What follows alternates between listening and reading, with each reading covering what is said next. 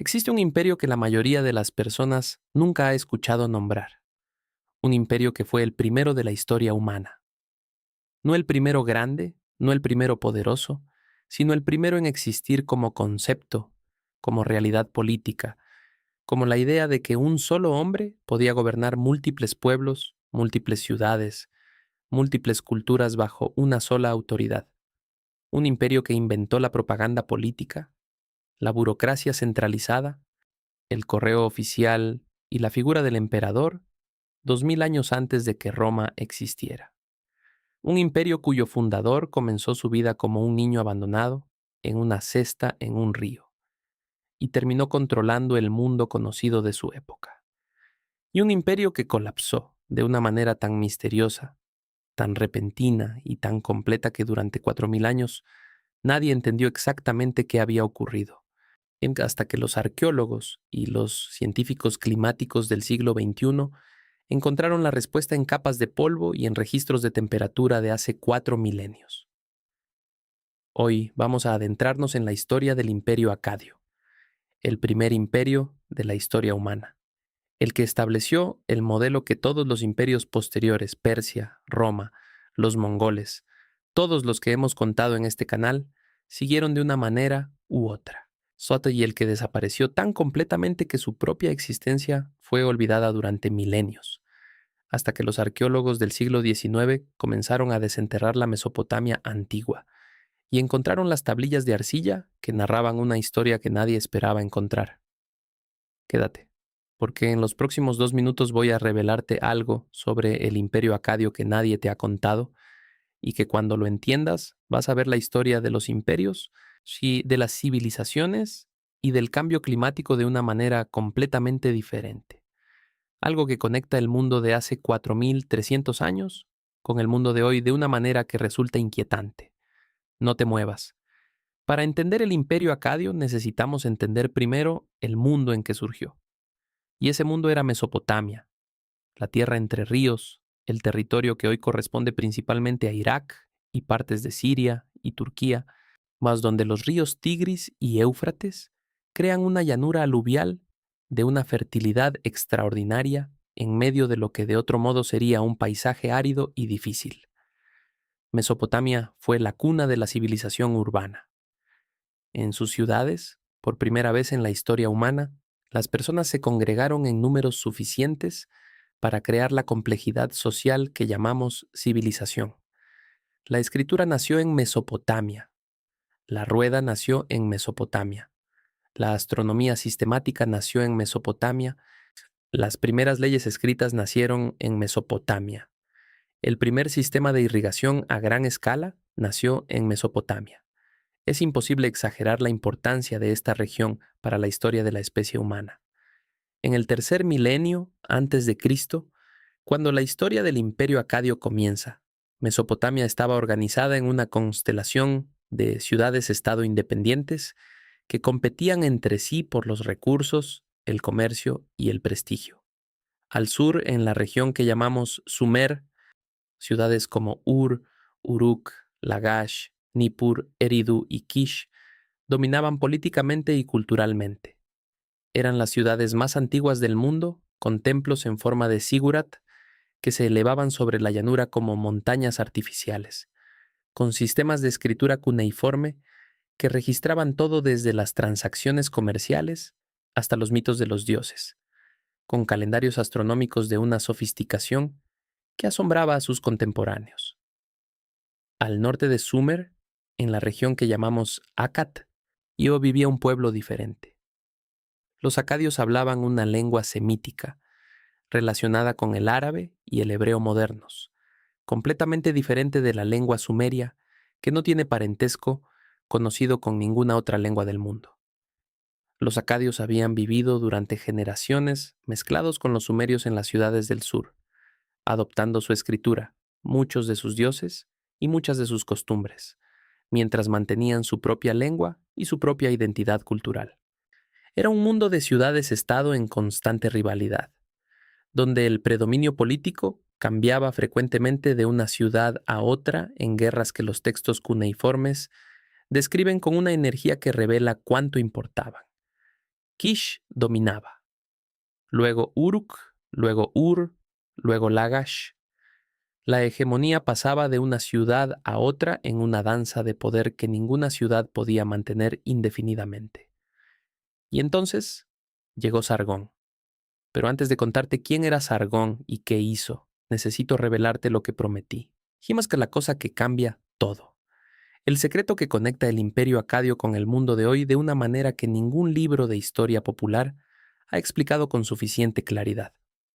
El imperio acadio fue el primer caso documentado en la historia humana, de colapso civilizacional causado por el cambio climático.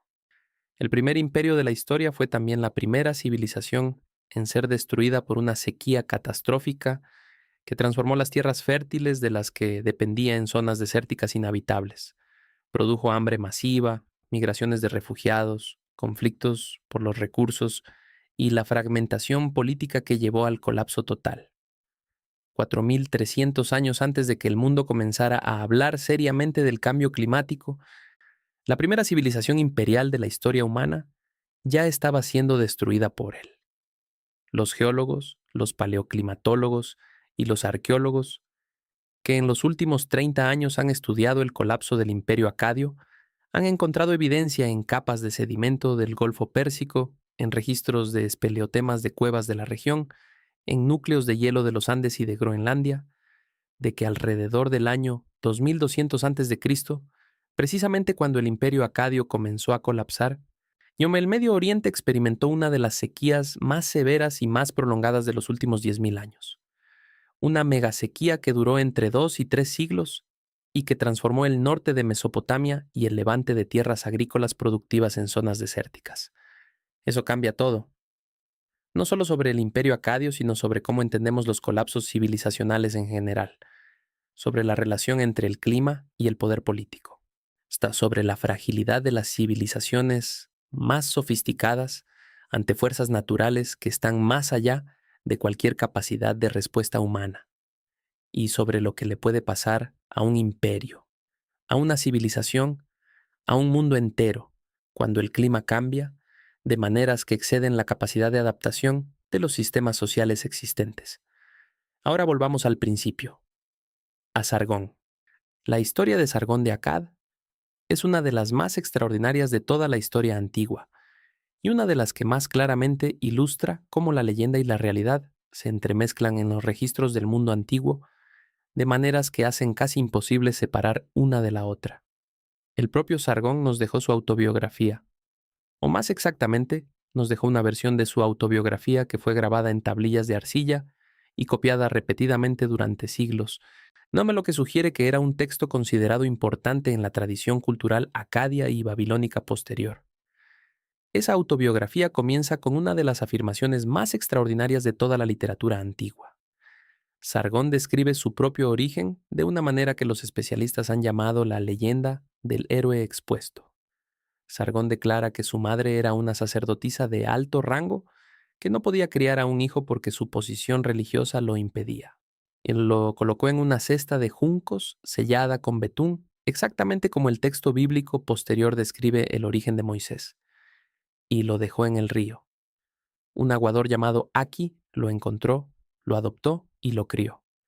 Sargón creció trabajando como jardinero antes de conseguir trabajo en la corte del rey de Kish, donde por sus habilidades y su inteligencia ascendió hasta convertirse en copero del rey, uno de los cargos de más confianza en una corte antigua. Deme el hombre que preparaba y serviría la bebida del rey y que por tanto tenía acceso físico continuo a su persona. La historia del niño abandonado que se convierte en el hombre más poderoso del mundo es un arquetipo narrativo universal que aparece en culturas de todo el mundo y de todos los tiempos. Moisés en la Biblia, Rómulo y Remo en Roma, Ciro el Grande en Persia, según Heródoto, el héroe de origen oscuro o humilde que la providencia o el destino eleva hasta la cima del poder. Entonces, es una narrativa de legitimación extraordinariamente poderosa, porque establece al líder como elegido por fuerzas superiores, no simplemente por las circunstancias del nacimiento.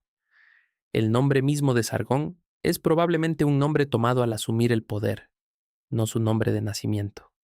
En acadio, Sharrukin significa el rey verdadero o el rey legítimo. Es el tipo de nombre que alguien que necesita afirmar su legitimidad usaría para sí mismo. El verdadero nombre de nacimiento de Sargón, y si es que fue diferente, se perdió con los siglos. Lo que sabemos con certeza histórica sobre Sargón es que alrededor del año 2334 a.C.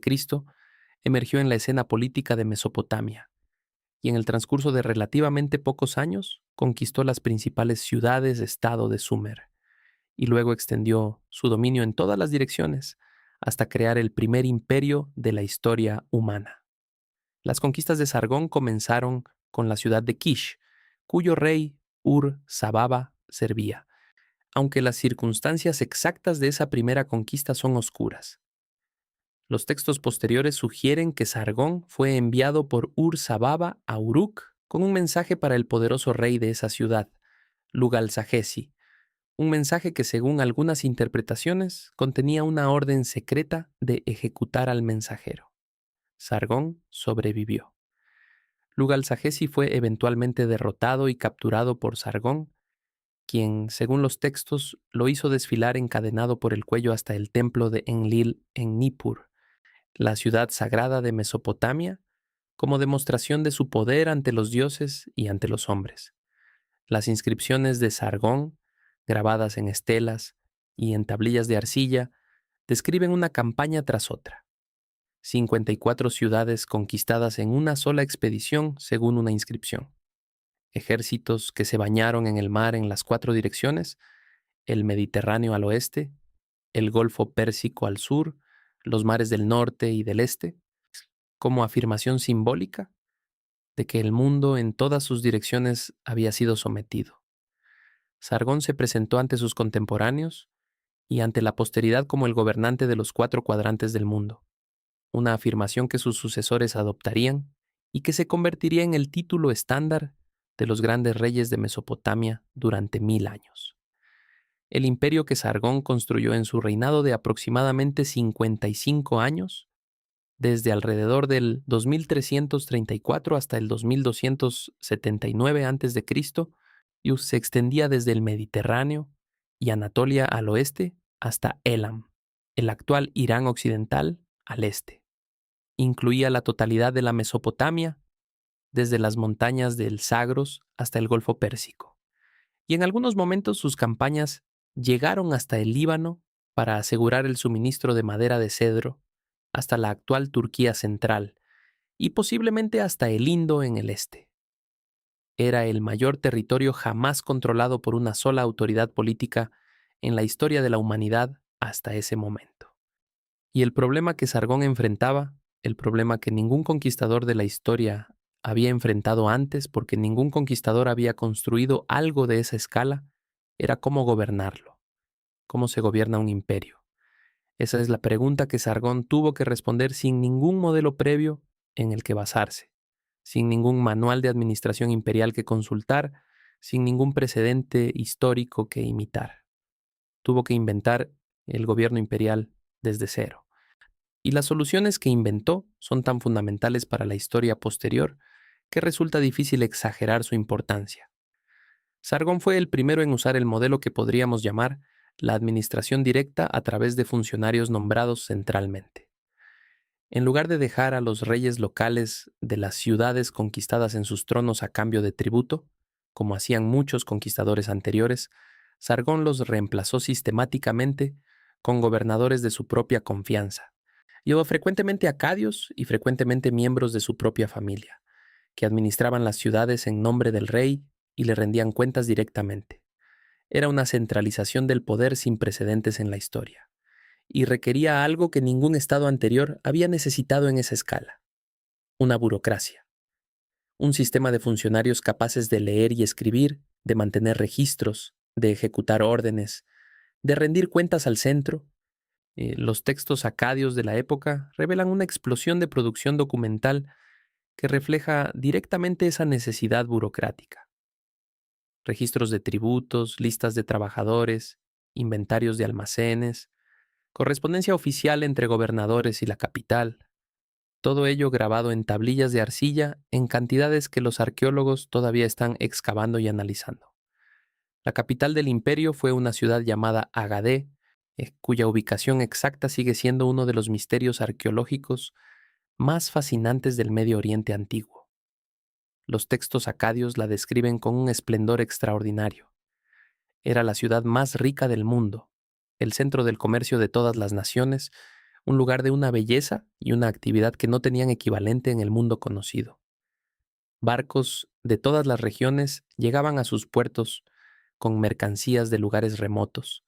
Sus almacenes desbordaban de plata, cobre, lapislázuli, madera de cedro.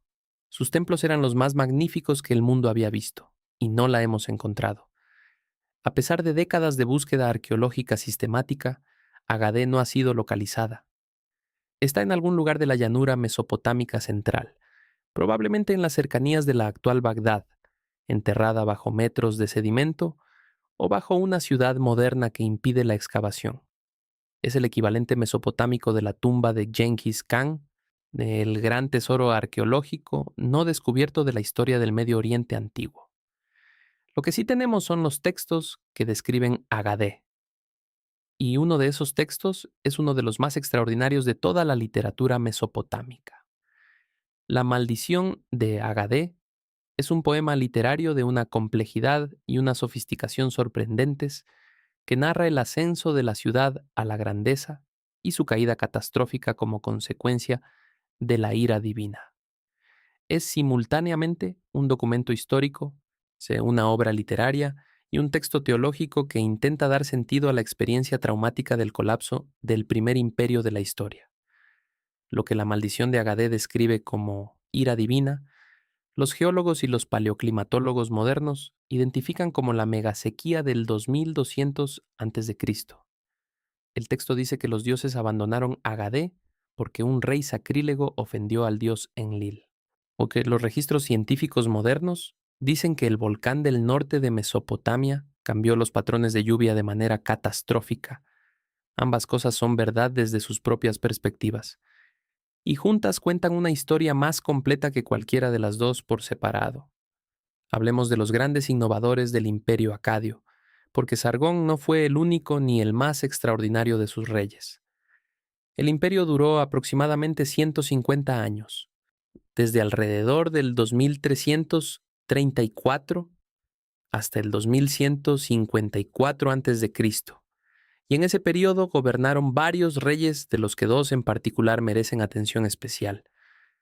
Manishtusu fue el hijo de Sargón, que lo sucedió y que continuó las conquistas en el este, llegando hasta el Golfo Pérsico y estableciendo relaciones comerciales con regiones tan distantes como el Indo y el Golfo de Omán. Su nombre significa ¿quién está con ellos? Es una declaración de identidad colectiva que algunos historiadores interpretan como una señal de la compleja relación entre los acadios y los pueblos que gobernaban. Su reinado fue marcado por una administración económica sofisticada que incluye los primeros ejemplos conocidos de compra de tierra a gran escala, mediante contratos escritos en los que el rey compraba terrenos a múltiples propietarios privados, y un sistema que los historiadores del derecho consideran uno de los primeros ejemplos de propiedad privada de tierra formalmente reconocida y transaccionada en la historia. Pero el rey que llevó al imperio acadio a su apogeo absoluto y que se convirtió en la figura más extraordinaria de toda la historia acadia fue Naram Sin, nieto de Sargón, que gobernó desde aproximadamente el 2254 hasta el 2218 a.C.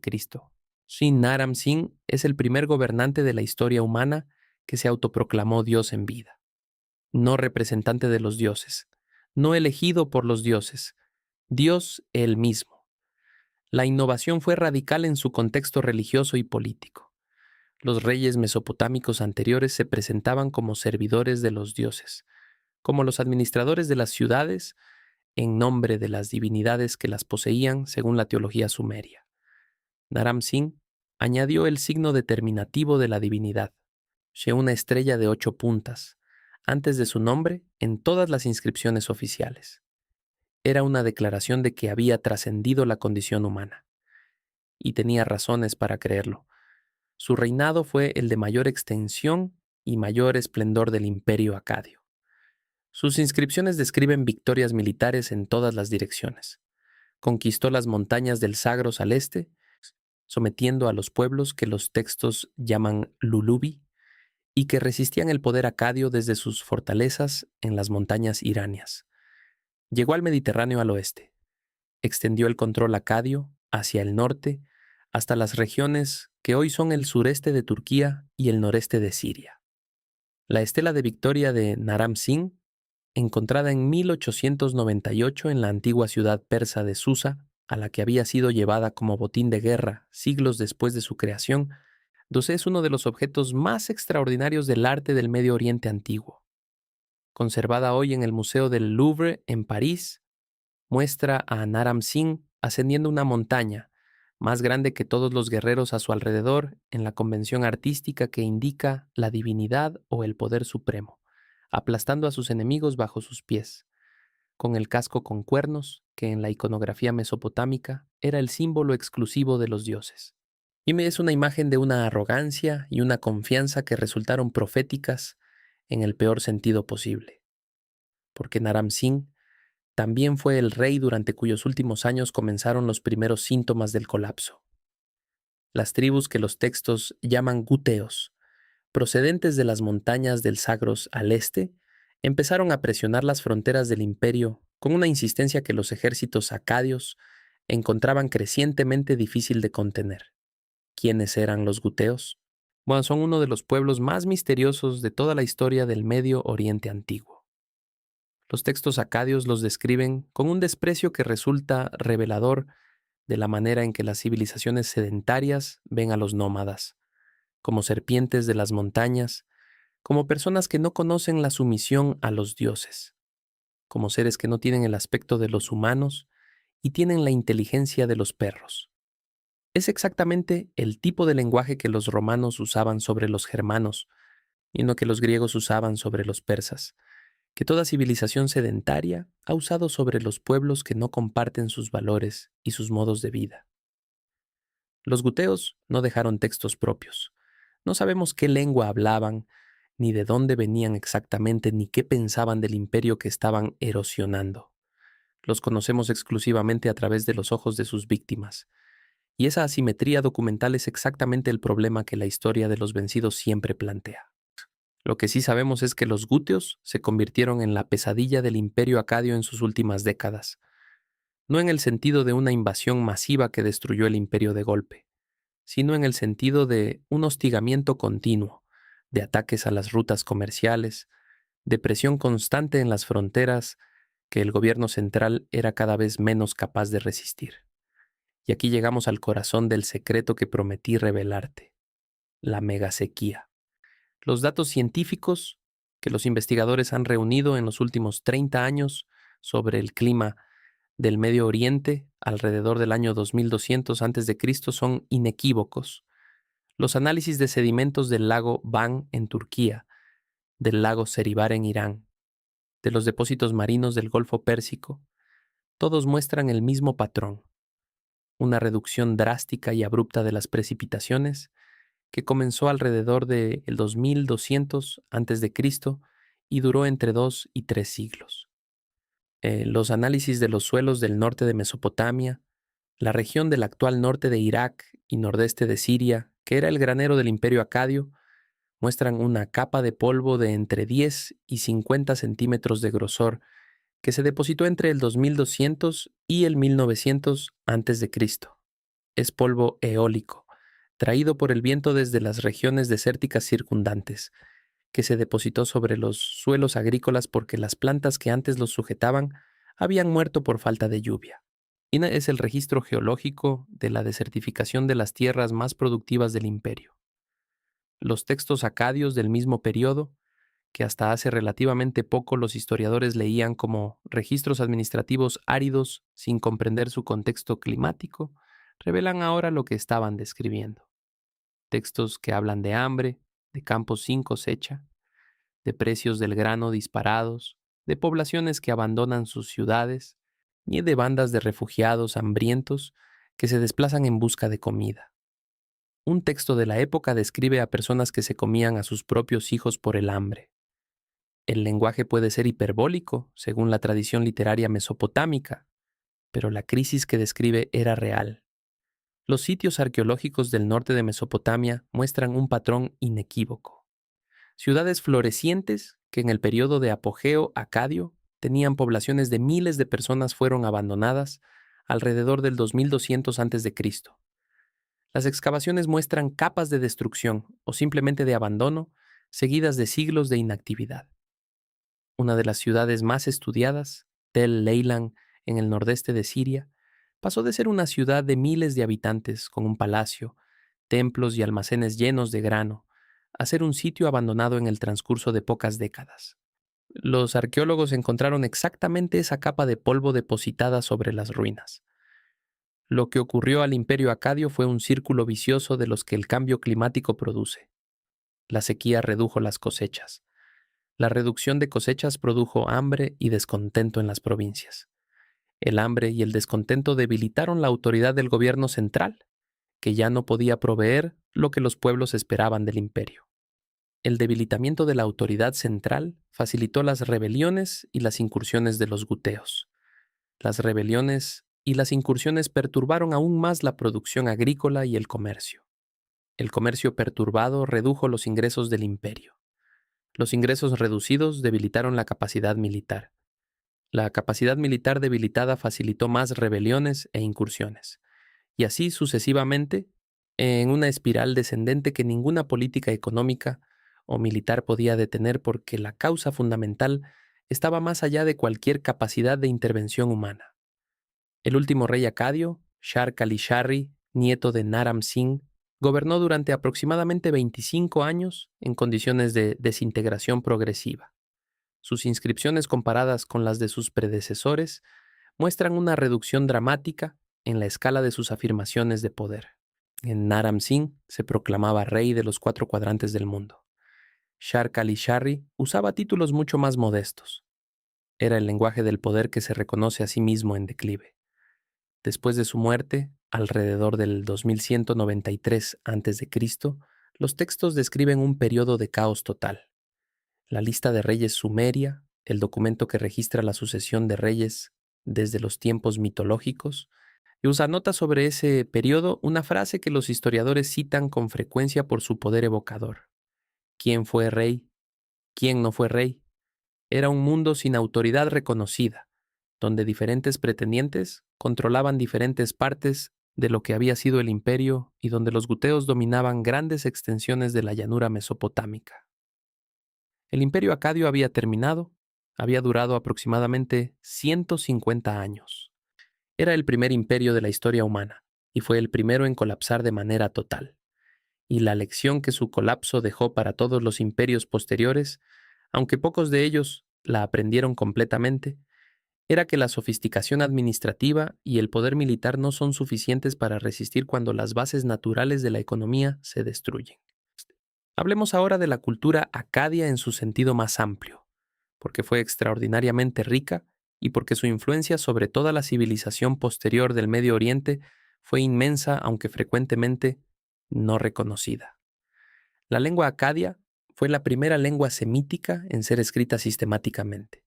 Los acadios adoptaron la escritura cuneiforme, que los sumerios habían inventado y la adaptaron a su propia lengua, creando un sistema de escritura para un tipo de lengua completamente diferente de aquella para la que había sido diseñado originalmente. Esa adaptación fue en sí misma una hazaña intelectual considerable, el equivalente de tomar un sistema de escritura diseñado para el chino y adaptarlo al inglés. El acadio se convirtió eventualmente en la lengua franca del Medio Oriente antiguo, el medio de comunicación diplomática y comercial que usaban los egipcios, los hititas, los mitani, los cananeos y docenas de otros pueblos para comunicarse entre sí durante siglos. Las famosas cartas de Amarna, la correspondencia diplomática entre el faraón egipcio Akenatón y los reyes del Medio Oriente del siglo XIV a.C., están escritas en acadio, no en egipcio. Los hititas de Anatolia se comunicaban con Egipto en acadio, aunque ninguno de los dos pueblos era acadio. Era la lengua de la diplomacia internacional del Medio Oriente antiguo durante 1000 años después de la caída del Imperio Acadio. La influencia del acadio en el hebreo bíblico es directa y documentada. Palabras acadias aparecen en el texto hebreo del Antiguo Testamento. Conceptos académicos influyeron en la teología y la narrativa bíblica de maneras que los estudiosos llevan décadas documentando. El relato del diluvio en el Génesis tiene un paralelo extraordinariamente cercano en el poema épico de Gilgamesh, el texto literario más largo que ha sobrevivido de la Mesopotamia antigua, escrito en acadio y que contiene un relato de un diluvio universal, con detalles tan similares a los del Génesis que la relación entre ambos textos es indudable para cualquier lector que los compare. El poema de Gilgamesh es quizás el legado cultural más extraordinario del mundo acadio y babilónico que heredó su tradición. Gilgamesh era el rey legendario de Uruk, en la tradición sumeria, el rey más grande y más poderoso de la historia. Y el poema que lleva su nombre es la primera obra épica de la literatura humana.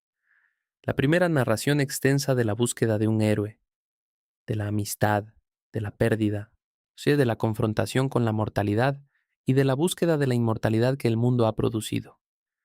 Gilgamesh es rey de Uruk, 2/3 dios y 1/3 hombre según el texto, dotado de una fuerza y una belleza sobrehumanas, pero también de una arrogancia que oprime a su propio pueblo. Los dioses crean a Enkidu, un hombre salvaje criado entre los animales en la estepa, como contrapeso de Gilgamesh. Los dos hombres se conocen, combaten en un duelo que termina en empate y se convierten en los amigos más íntimos del mundo. Juntos emprenden aventuras extraordinarias, matan al guardián del bosque de cedros y al toro celestial. Pero los dioses decretan que uno de los dos debe morir por esas transgresiones y eligen a Enkidu. La muerte de Enkidu es el centro emocional del poema y uno de los momentos más poderosos de toda la literatura antigua. Gilgamesh no puede aceptar que su amigo haya muerto. No puede aceptar que él mismo morirá. Sale en busca de la inmortalidad. Me cruza el mar de la muerte. Encuentra al único hombre que los dioses han hecho inmortal, Utnapishtim, el sobreviviente del diluvio, y le pide el secreto de la vida eterna. Utnapishtim le dice que hay una planta en el fondo del mar que restaura la juventud. Gilgamesh la encuentra, y en el camino de regreso, una serpiente se la roba mientras duerme. Gilgamesh regresa a Uruk con las manos vacías, sin la inmortalidad, sin la planta de la juventud, solo con la comprensión de que la muerte es el destino de todos los seres humanos y que la única inmortalidad posible es la que dejan los grandes hechos y las grandes obras. Contempla las murallas de Uruk que él mismo construyó y reconoce en ellas su legado verdadero. Es uno de los finales más poderosos de toda la literatura mundial y fue escrito en acadio, en tablillas de arcilla, hace 4000 años. La primera obra épica de la humanidad termina con la aceptación de la mortalidad. Sí, con la comprensión de que la búsqueda de la vida eterna es un camino sin fin y que la vida bien vivida, la ciudad bien construida, la amistad bien amada, son las formas de inmortalidad que están al alcance de los seres humanos. Cada relato de búsqueda que la literatura humana ha producido desde entonces, desde la Odisea de Homero hasta la búsqueda del Grial en el ciclo artúrico, hasta las novelas de formación modernas, tiene en Gilgamesh su primer y su más profundo antecedente. La literatura humana comenzó con la búsqueda de la inmortalidad y con el descubrimiento de que la única inmortalidad posible está en lo que hacemos mientras vivimos.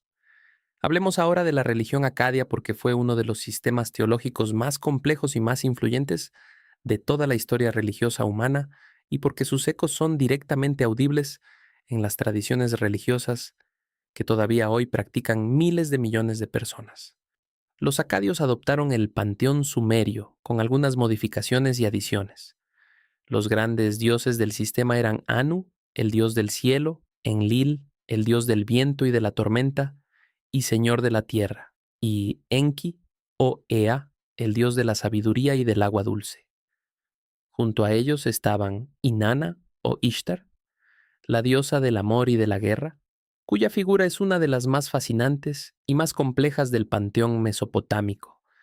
El dios Sol Shamash, que era también el dios de la justicia, el dios Luna-Sin, y docenas de divinidades menores que gobernaban aspectos específicos del mundo natural y de la vida humana. Ishtar merece atención específica porque es una de las figuras divinas más extraordinarias de toda la historia de las religiones. Es simultáneamente la diosa del amor erótico y de la guerra. Una combinación que resulta paradójica desde nuestra perspectiva, pero que en la cosmología mesopotámica tenía una coherencia profunda. Ishtar es la energía vital en sus formas más intensas, tanto el deseo que crea como la violencia que destruye. Es la fuerza que mueve a los guerreros al combate y la fuerza que mueve a los amantes al lecho. En la teología acadia, esas dos energías son manifestaciones del mismo principio fundamental. El mito del descenso de Ishtar al mundo subterráneo es uno de los textos más extraordinarios de la literatura religiosa acadia. Ishtar desciende al inframundo gobernado por su hermana Ereshkigal, y en cada una de las 7 puertas que debe cruzar, debe dejar una prenda de vestir o un adorno. Llega ante su hermana completamente desnuda, sin nada que la identifique como diosa, y Ereshkigal la mata. Con la muerte de Ishtar, todo el amor y toda la fecundidad desaparecen del mundo superior. Los animales dejan de aparearse, las plantas dejan de crecer, el deseo se extingue. Los dioses deben intervenir para resurrectarla. Sí, es una narrativa de muerte y resurrección vinculada a los ciclos de la naturaleza, a la alternancia de las estaciones, a la desaparición de la vida en el invierno y su regreso en la primavera, que anticipa estructuralmente los mitos de muerte y resurrección que encontramos en el Osiris egipcio, en el Dioniso griego y en el Cristo cristiano. Las tradiciones religiosas humanas conversan entre sí a través de los milenios, de maneras que los creyentes de cada tradición raramente reconocen, pero que los historiadores de las religiones documentan con una claridad que no deja lugar a dudas sobre la continuidad de los grandes temas del pensamiento religioso humano. La astronomía acadia fue otro de los grandes legados intelectuales de esta civilización. Los acadios y sus sucesores babilónicos desarrollaron la astronomía más sofisticada del mundo antiguo, con registros sistemáticos de los movimientos de los planetas y las estrellas que cubrían siglos de observación continua. El sistema de zodíaco que hoy usamos, dividido en 12 signos de 30 grados cada uno, fue desarrollado en Mesopotamia por los herederos de la tradición acadia y llegó a Grecia a través de ese contacto intelectual que el mundo del Medio Oriente antiguo facilitaba. Los presagios astrológicos acadios, los textos que interpretaban los movimientos de los cuerpos celestes como señales del futuro, son los ancestros directos de la astrología que millones de personas practican todavía hoy, aunque sin saber que su horóscopo del periódico es el descendiente de una tradición que tiene sus raíces en los astrónomos sacerdotes del imperio acadio de hace 4300 años. El horóscopo es acadio. Mira, cada vez que alguien lee su signo del zodiaco, está consultando una tradición que tiene sus raíces en las tablillas de arcilla de Mesopotamia. La matemática acadia y babilónica fue extraordinariamente avanzada para su época. El sistema sexagesimal que usamos todavía hoy para medir el tiempo, 60 segundos en un minuto, 60 minutos en una hora, y los ángulos, 360 grados en un círculo, fue desarrollado en Mesopotamia. Cada vez que miras el reloj y ves que son las 4:37, estás usando un sistema numérico inventado en la Mesopotamia acadia y babilónica. Los matemáticos babilónicos conocían el teorema que llamamos de Pitágoras más de 1000 años antes de que Pitágoras naciera. Los médicos acadios y babilónicos produjeron los primeros manuales médicos de la historia, listando enfermedades, síntomas y tratamientos en un sistema de diagnóstico y prescripción que anticipaba la medicina hipocrática griega en siglos. La distinción entre enfermedades causadas por factores naturales y enfermedades causadas por fuerzas sobrenaturales, la observación sistemática de los síntomas, la prescripción de tratamientos basados en la observación de casos anteriores. Y todo ello estaba presente en la medicina acadia y babilónica, con una sofisticación que los historiadores de la medicina todavía están documentando completamente. La ley acadia fue otro de sus grandes legados. El Código de Hammurabi, que es el código de leyes escrito más conocido del mundo antiguo y el que más personas conocen de la historia de Mesopotamia, fue creado por el rey babilónico Hammurabi alrededor del año 1754 a.C., varios siglos después de la caída del Imperio Acadio. Pero fue escrito en acadio, se basó en tradiciones legales que el Imperio Acadio había establecido y continuó la práctica de codificar la ley por escrito que los acadios habían iniciado. La idea misma de que las leyes deben estar escritas y ser públicas y aplicarse de manera uniforme a todos los ciudadanos tiene sus raíces en la tradición legal acadia. Hablemos ahora de la herencia del Imperio Acadio en las civilizaciones que vinieron después. Y eso porque esa herencia es más directa y más específica de lo que la mayoría de las narrativas históricas reconocen. El Imperio Babilónico antiguo, que floreció en el siglo XVIII a.C. bajo Hammurabi, fue el heredero más directo de la tradición acadia. Los babilonios hablaban acadio, usaban la escritura cuneiforme acadia. Practicaban la religión acadia con variaciones locales y se consideraban a sí mismos los continuadores de la gran tradición de la civilización mesopotámica que Sargón y Naram Sin habían establecido. Cuando Hammurabi hizo grabar su famoso Código de Leyes en una estela de basalto negro, lo hizo en acadio, siguiendo una tradición de inscripciones reales que Sargón había establecido casi 600 años antes. El imperio asirio, que en el primer milenio antes de Cristo se convirtió en la potencia dominante del Medio Oriente, fue igualmente heredero de la tradición acadia. Los asirios hablaban un dialecto del acadio, usaban la escritura cuneiforme, administraban su imperio usando muchas de las técnicas burocráticas que el imperio acadio había desarrollado. Los reyes asirios, que eran los gobernantes más brutales del Medio Oriente antiguo, según sus propias inscripciones en las que describían con un detalle amoroso los suplicios que infligían a sus enemigos, donde también se presentaban como herederos de Sargón y de la gran tradición imperial acadia. El imperio babilónico nuevo, el que destruyó Jerusalén en el año 586 a.C. y llevó a los judíos al cautiverio, gobernaba en acadio, pensaba en acadio, escribía en acadio. Fue en Babilonia, en el corazón del mundo que el imperio acadio había creado, donde los judíos exiliados entraron en contacto con la cosmología, con la teología y la narrativa mesopotámica que influyó en la redacción final de muchos de los textos del Antiguo Testamento.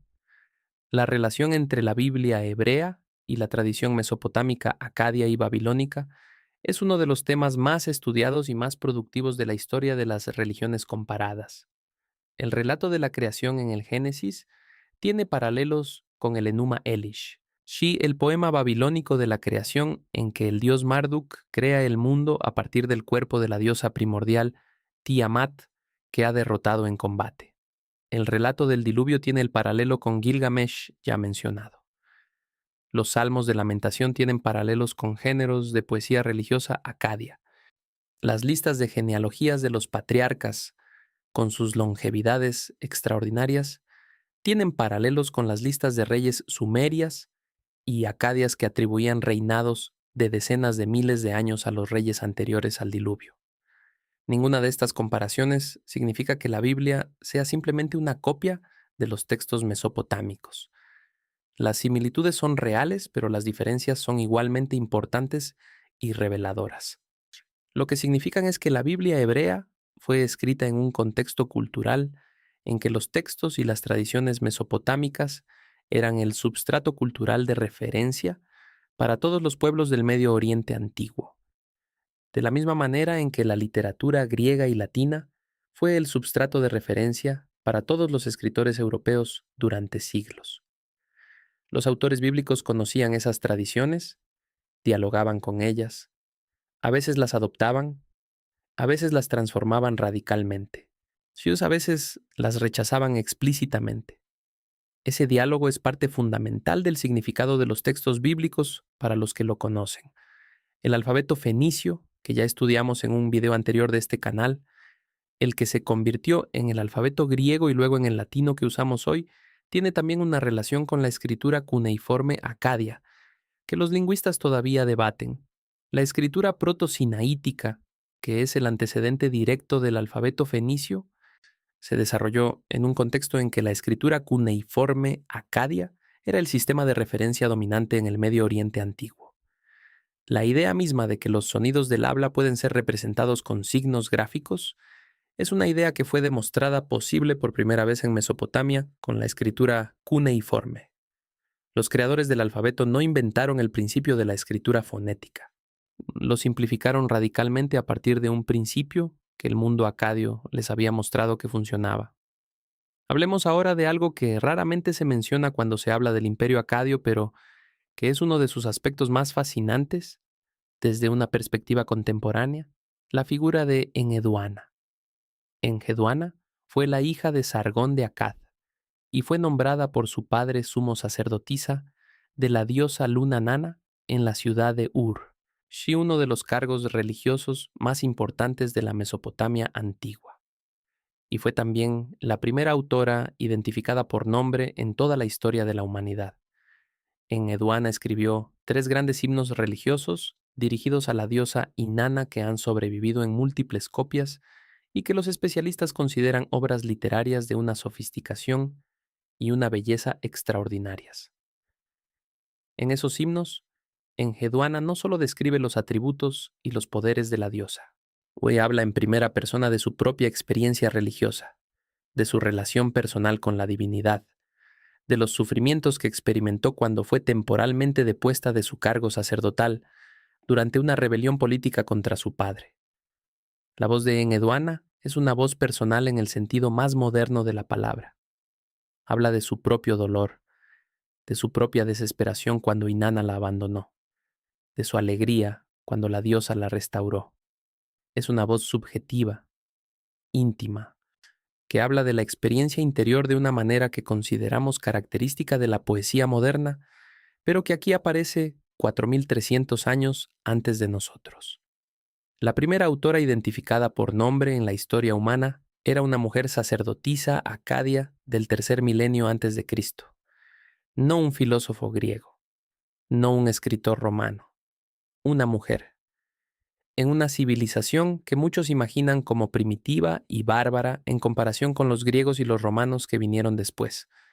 Enheduanna escribía himnos de una belleza extraordinaria, cuando las ciudades, estado griegas de la Edad del Bronce todavía no existían.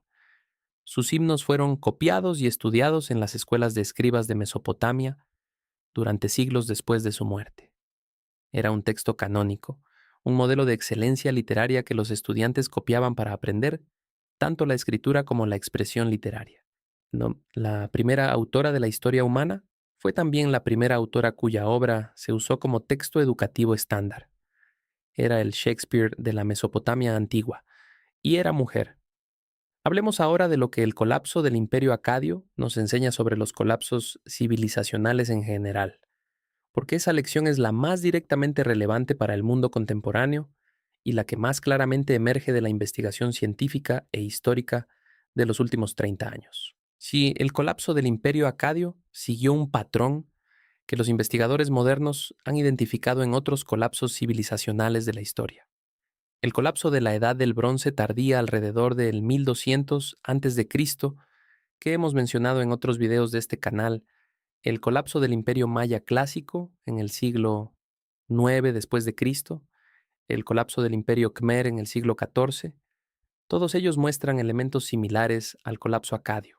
En todos esos casos, hubo una combinación de factores climáticos, generalmente sequías prolongadas, o cambios en los patrones de lluvia, con factores sociales y políticos como la rigidez de las instituciones, la incapacidad del poder central para adaptarse a las nuevas circunstancias, la presión de pueblos externos que aprovechaban el debilitamiento del imperio y la fragmentación de la cohesión social que la escasez económica produce inevitablemente.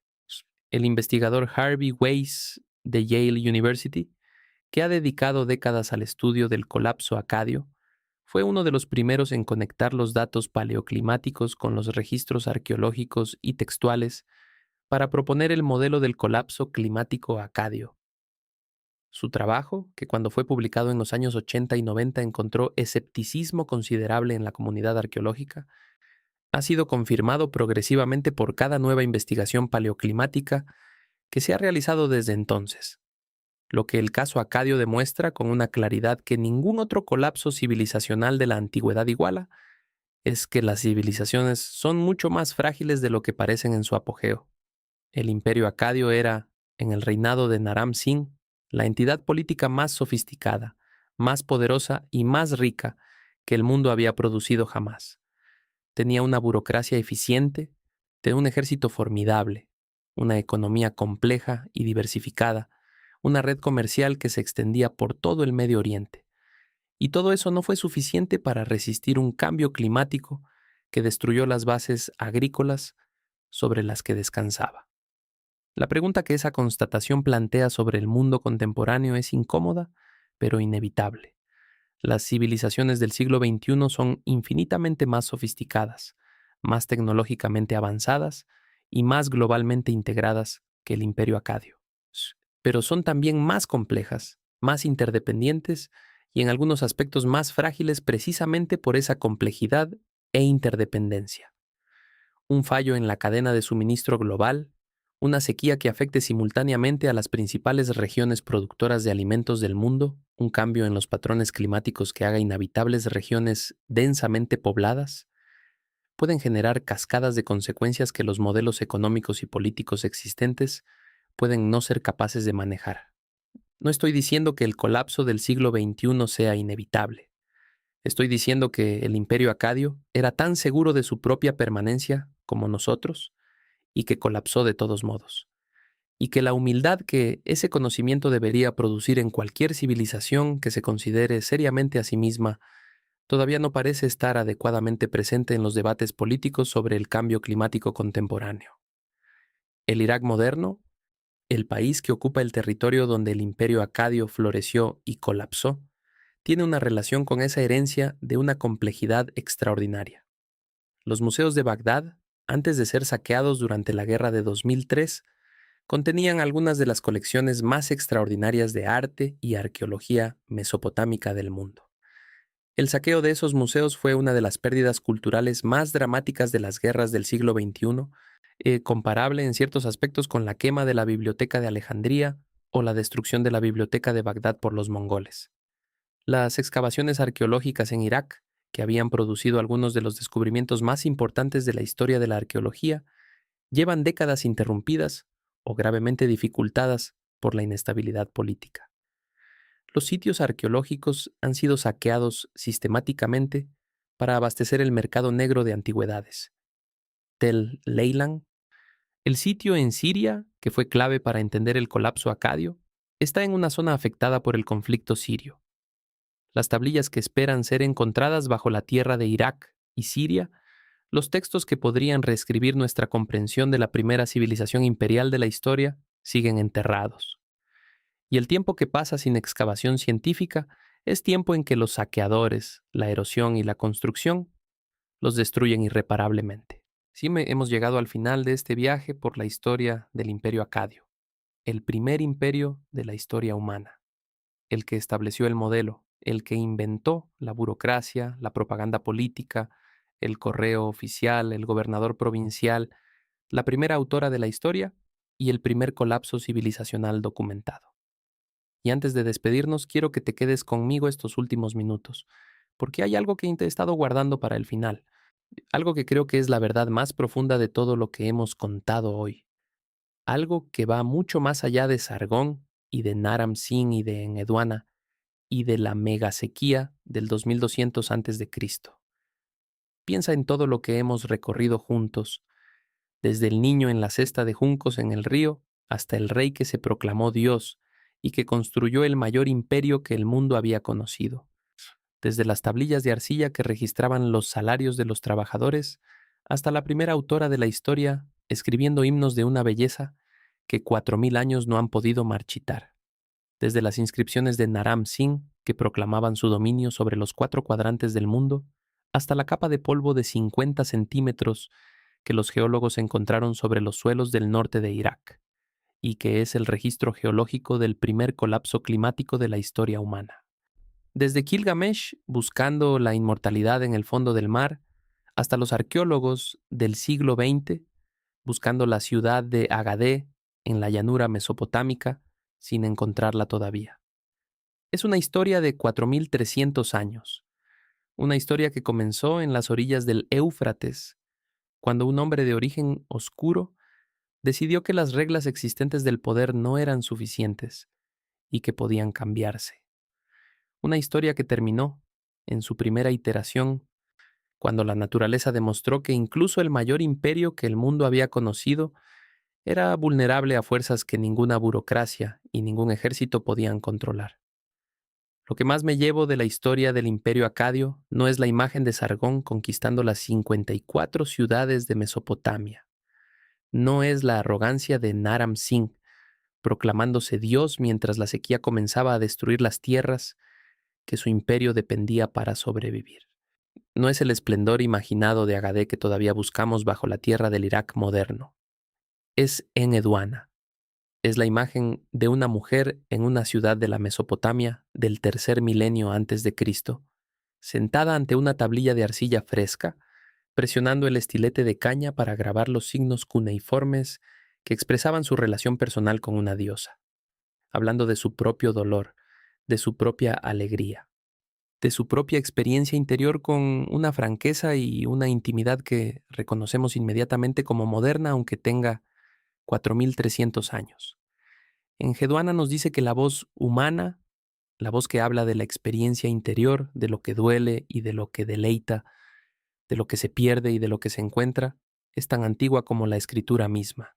Y sí que los primeros seres humanos, que encontraron la manera de poner sus palabras en un material que duraría más que ellos, eligieron hablar de lo que sentían, no solo de lo que hicieron, que la poesía es anterior a la prosa, que la expresión del sentimiento es tan fundamentalmente humana como el registro de los hechos.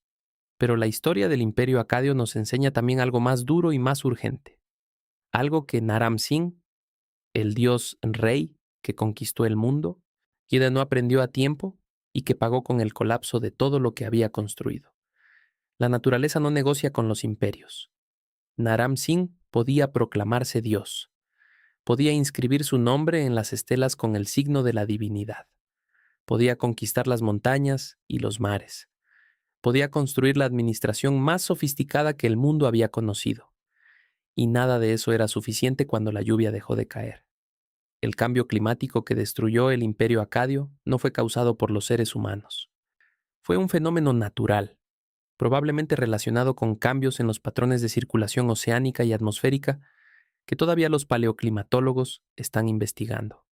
Pero el cambio climático que amenaza al mundo contemporáneo sí está siendo causado por los seres humanos, lo que lo hace a la vez más aterrador y más esperanzador que la sequía que destruyó a Sargón. Más aterrador porque sabemos que lo estamos causando y seguimos haciéndolo. Más esperanzador porque si lo estamos causando, y en teoría podemos dejar de causarlo. El imperio acadio no tenía esa opción. Nosotros sí. La maldición de Agadé, el poema que describe el colapso del primer imperio de la historia como consecuencia del abandono de los dioses, es también una descripción de la experiencia humana de verse rodeado por fuerzas que están más allá de su control, de ver cómo lo que se construyó con tanto esfuerzo y tanto sacrificio se deshace ante sus ojos.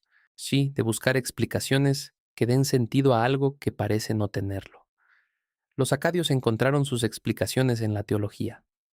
Enlil había maldecido a Agadé por los pecados de un rey impío.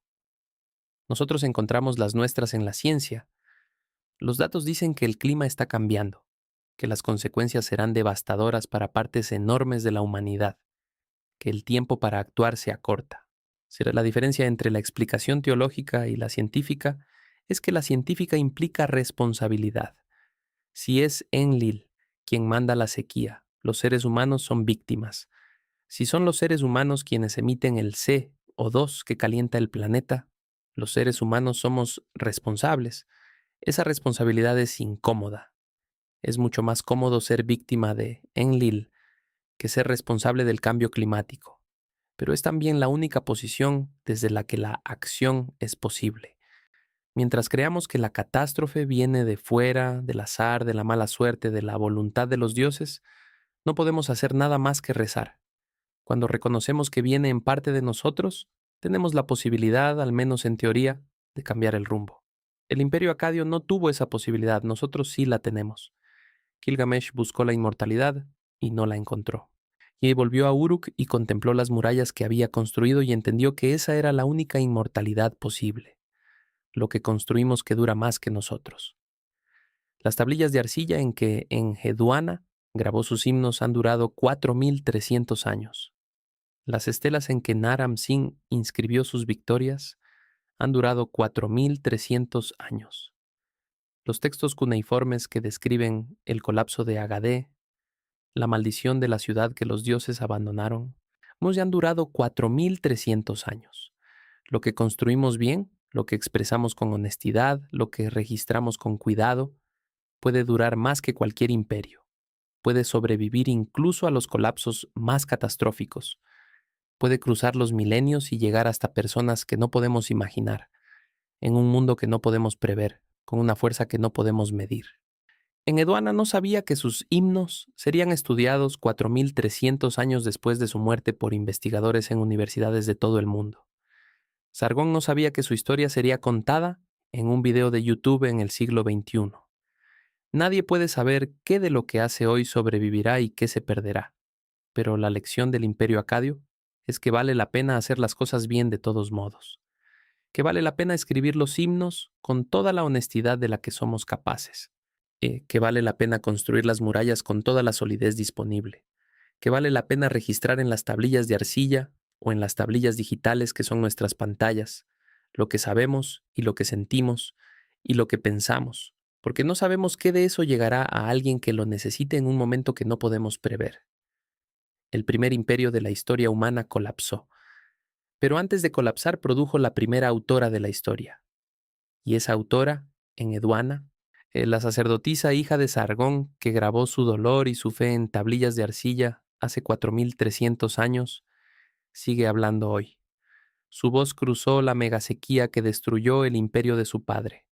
Cruzó los guteos y los babilonios y los asirios, y los persas y los griegos y los romanos, y los árabes y los mongoles, y todos los imperios que pasaron sobre la llanura mesopotámica después de ella, y llegó hasta nosotros.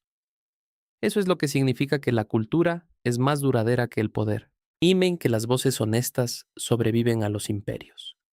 Que la primera autora de la historia humana es más inmortal que el dios rey que la engendró. Los acadios están en el horóscopo que lees, están en el reloj que miras, están en el ajedrez que juegas, cuando mueves el rey con ese nombre que viene del persa Shah, que a su vez viene de la palabra para rey que los acadios usaban, están en el diluvio que describes cuando cuentas la historia del arca de Noé. Están en Gilgamesh, que está en la Odisea, que está en todas las narraciones épicas que el mundo occidental ha producido desde entonces. Y están en Enheduanna, en la primera voz humana que escribió sobre su propia experiencia interior y que nos pregunta, desde 4.300 años de distancia, si nosotros también encontramos las palabras para decir lo que sentimos de verdad. Dale like si este viaje valió la pena. Sí, suscríbete porque quedan civilizaciones extraordinarias esperando ser descubiertas juntos. Y cuéntame en los comentarios qué aspecto del Imperio Acadio te sorprendió más. ¿El colapso climático y lo que nos dice sobre el presente? ¿Enheduanna como primera autora de la historia? ¿Gilgamesh y su búsqueda de la inmortalidad? ¿O simplemente la historia de un niño en una cesta de juncos que se convirtió en el primer conquistador del mundo y que fundó el primer imperio de la historia humana?